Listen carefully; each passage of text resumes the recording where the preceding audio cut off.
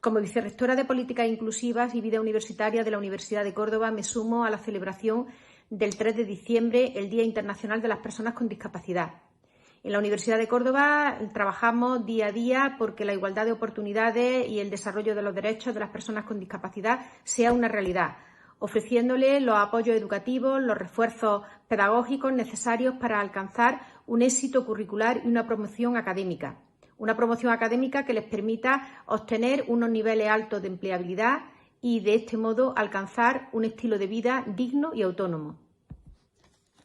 Desde el Servicio de Atención a la Diversidad de la Universidad de Córdoba nos sumamos a la celebración del 3 de diciembre, pero también queremos recordar que es un día para reivindicar que aún falta mucho por recorrer para conseguir una sociedad que sea verdaderamente inclusiva con todas y todos. Y por eso, cada año nos sumamos a la lectura del manifiesto del SERMI, el Comité Español de Representantes de Personas con Discapacidad.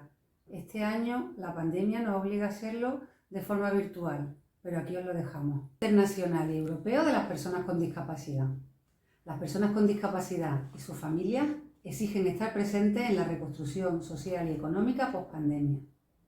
Con motivo del Día Internacional y Europeo de las Personas con Discapacidad, que cada año se celebra el día 3 de diciembre, en el correspondiente al año 2020, el SERMI, Comité Español de Representantes de Personas con Discapacidad, hace público el siguiente manifiesto. El Movimiento Social de Derechos Humanos de las Personas con Discapacidad y sus familias en España, articulado en el SERMI como instancia cívica de representación, interlocución e incidencia política, reclama que la discapacidad esté presente en posiciones relevantes de la reconstrucción social y económica que se está cometiendo tras la pandemia ocasionada por el coronavirus.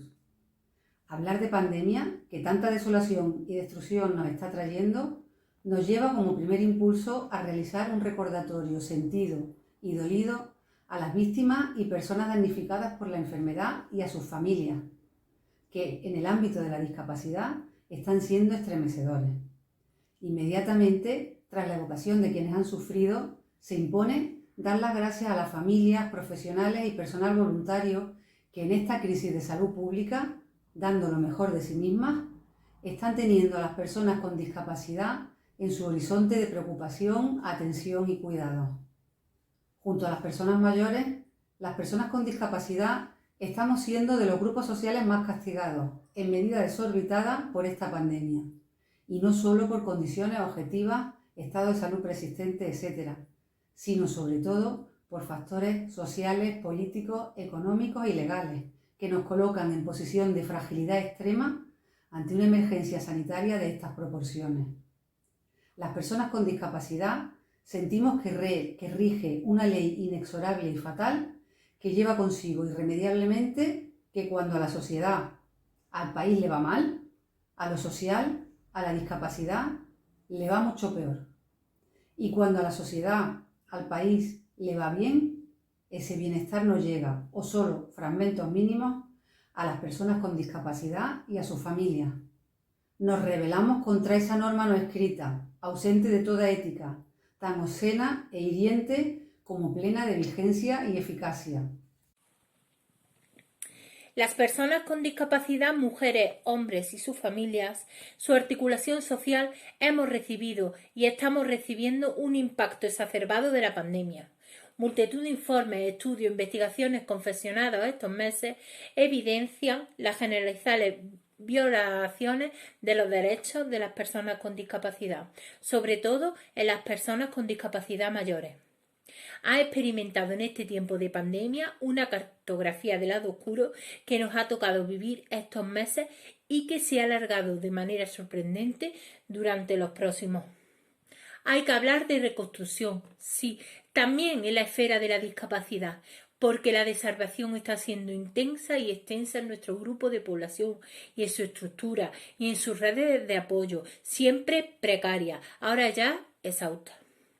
La reconstrucción que nos irpela como comunidad y país, el resurgimiento verdadero y digno que nos aguarda, solo puede tener rostro social. Lo social no es cuestión menor de la agencia pública. Lo social, el bienestar individual y grupal, la inclusión, los derechos humanos de todas las personas es como nunca la condición determinante de la viabilidad y la continuidad de las comunidades políticas organizadas de las sociedades. Sin lo social, entendido como calidad y calidez de la inherente democracia más robusta y decente, no hay paz social, no hay vida en comunidad estable, subjetiva, armónica, únicamente respetando lo social. Nuestra vida social será respetable.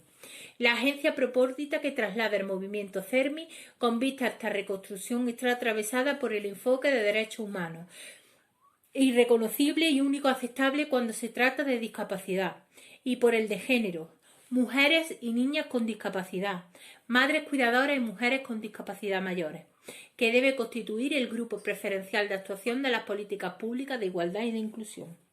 Que las personas con discapacidad y sus familias y sus estructuras cívicas de bienestar estén en la reconstrucción social y económica del país nace necesariamente para el programa de acción que se resume en el siguiente decálogo. Decálogo. Primero, creación inmediata de la Ley de Presupuestos Generales del Estado para el año 2021 de un fondo de rescate de emergencia post-pandemia de 300 millones de euros para el sector social de la discapacidad, dentro de uno más amplio y global de 1.000 millones de euros para todo el tercer sector de acción social de ámbito estatal. Esto mismo ha de llevarse a cabo en proporción a su dimensión en cada comunidad y ciudad autónoma, y con posterioridad anclar un marco de financiación estable y suficiente que nos haga abandonar la agonía perpetua de las redes cívicas de promoción social en España. Segundo, constitucionalización con la categoría de fundamentales de los derechos sociales en nuestra Carta Magna, así como atribuir al Estado el carácter de regulador y garante último de estos derechos sociales. De igual modo, se ha de operar en el nivel correspondiente en el ordenamiento de las comunidades y ciudades autónomas. Tercero, activación de las personas con discapacidad. Adopción de un nuevo marco legal estatal para la inclusión laboral que nos lleve en 5 años a aumentar hasta el 50% la tasa de actividad laboral de este grupo, lo que supondría la creación de más de 200.000 nuevos empleos dignos y decentes, con particular intensidad en las personas con discapacidad de especiales dificultades de inserción, en las mujeres y en personas con otros factores sociales de desventaja añadidos. Hay también que establecer una protección reforzada de la iniciativa social emprendedora.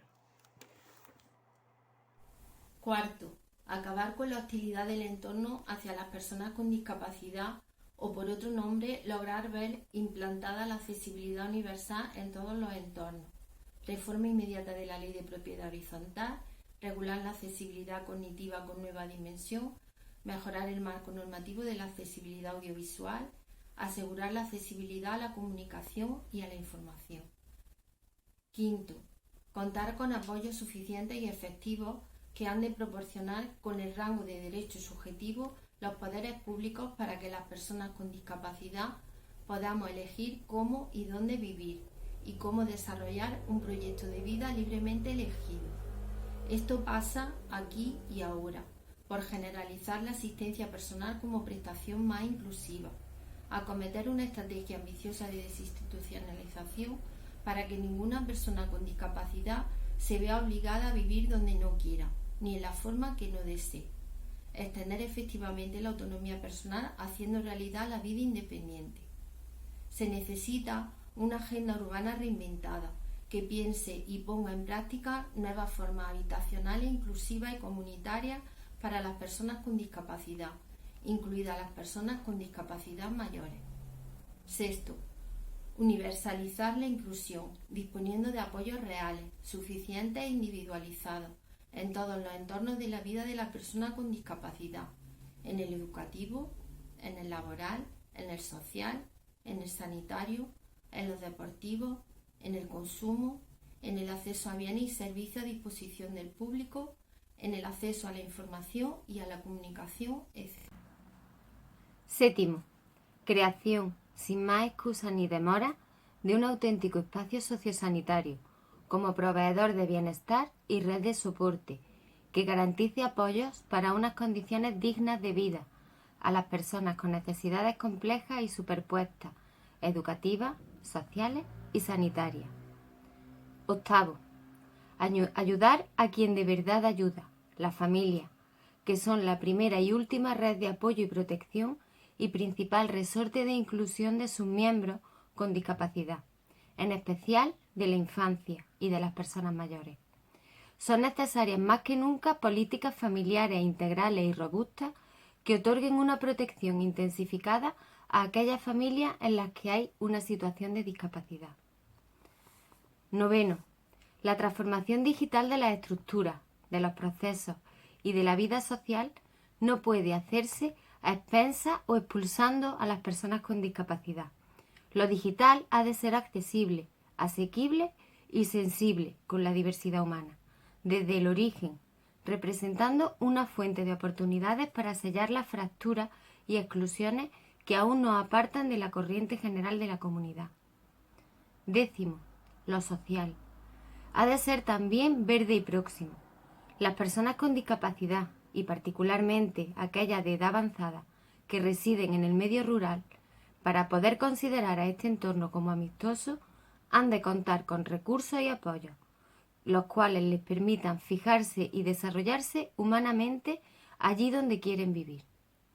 Un despliegue adecuado del potencial de la economía verde ayudará a la fijación de población y a un desarrollo sostenible, que disminuya la precariedad económica y genere formas de riqueza no depredadoras respetuosas con todo tipo de bienes valiosos. Fondos europeos. Para que el anterior decálogo tenga virtualidad se necesitan recursos económicos y financieros. Los fondos europeos en todas sus expresiones han de movilizar recursos suficientes que tengan como destino promover activamente la inclusión social de las personas con discapacidad. Los distintos fondos han de dotar a los Estados partes, entre ellos a España, de financiación que permita acometer la reconstrucción social, económica y tecnológica tras la pandemia del coronavirus COVID-19 y que generen cambio social en ámbitos críticos como la inclusión laboral, la accesibilidad universal, la educación inclusiva, la reconfiguración de los modelos y apoyo a las personas con discapacidad y el respaldo a la transformación de su sector cívico. La anhelada reconstrucción social y económica precisa de la alianza entre los poderes públicos, el tejido empresarial y la sociedad civil organizada, que han de ensayar nuevas formas de gobernanza ampliada, llevar a cabo una auténtica cogobernanza. Las personas con discapacidad, mujeres y hombres y sus familias, queremos estar en condiciones en la España reconstruida de extender la mano solamente para estrecharla y entrelazarla a otras, en el afán compartido de contribuir a la permanente mejora colectiva, corresponsabilizándonos, nunca más para pedir y esperar limosnas y miserias. Sin dejar de denunciar las severas condiciones del presente, el movimiento social de la discapacidad, el SERMI y sus organizaciones tratan de repensar la realidad dada para sobre la misma aplicar grandes dosis de transformación. Precisamos tiempos y comunidades renovadas que permitan a todas las personas y grupos desplegar la plenitud de sus proyectos vitales en sociedades tupidas, sugerentes y armónicas, en las que nadie sobre, y en la que toda contribución sea bienvenida y celebrada. Feliz 3 de diciembre.